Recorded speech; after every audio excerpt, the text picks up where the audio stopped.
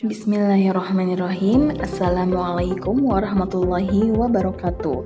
Berikut materi pembelajaran bilingualisme dan diglosia.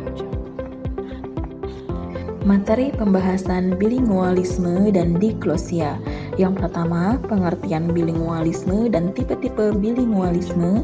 Yang kedua, pengertian diglosia dan 9 topik diglosia. Yang ketiga yaitu hubungan bilingualisme dengan diglosia. Bagian pertama, pengertian bilingualisme dan tipe-tipe bilingualisme.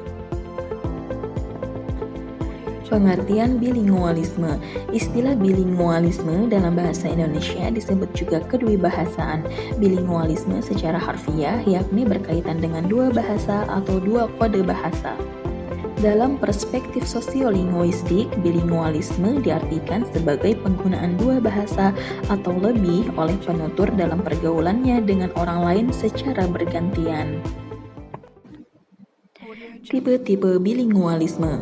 Yang pertama yaitu compound bilingualism, yaitu kemampuan berbahasa salah satu bahasa lebih baik daripada kemampuan berbahasa bahasa yang lain. Yang kedua, koordinat bilingualism, yaitu pemakaian dua bahasa sama-sama baik oleh seorang individu atau seimbang. Yang ketiga, kompleks bilingualism, yaitu menunjukkan bahwa seorang individu pada saat memakai bahasa satu sering memasukkan bahasa dua atau sebaliknya. Bagian 2, pengertian diglosia dan 9 topik diglosia. Pengertian diglosia.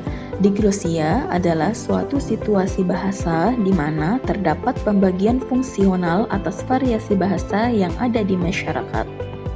Diglosia berkaitan dengan penggunaan bahasa T atau tinggi yakni ragam formal atau resmi dan bahasa R atau rendah yakni tidak resmi atau non-formal.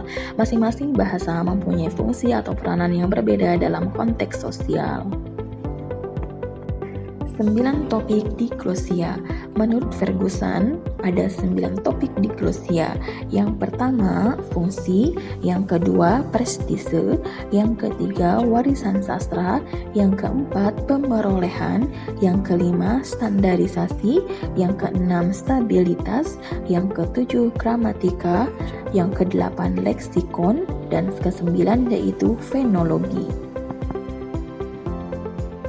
Bagian 3, hubungan bilingualisme dengan diglosia. Hubungan bilingualisme dengan diglosia. Yang pertama, bilingualisme dan diglosia. Ada kebiasaan menggunakan dua bahasa atau lebih dan kebiasaan menggunakan bahasa T atau tinggi dan bahasa rendah. Yang kedua, bilingualisme tanpa diglosia. Terdapat sejumlah individu yang bilingual, namun mereka tidak membatasi penggunaan bahasa untuk satu situasi dan bahasa yang lain untuk situasi yang lain pula. Yang ketiga, diglosia tanpa bilingualisme. Terdapat dua kelompok penutur, kelompok lebih kecil hanya bicara dalam bahasa tinggi dan kelompok lebih besar tidak memiliki kekuasaan, hanya berbicara dalam bahasa rendah.